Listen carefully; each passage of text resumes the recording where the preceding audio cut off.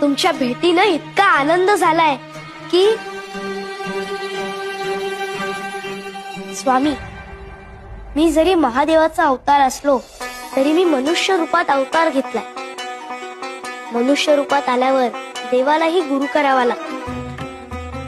साक्षात राम, कृष्ण, दत्तगुरु यांनी गुरु केले. ते गुरुला शरण दिले.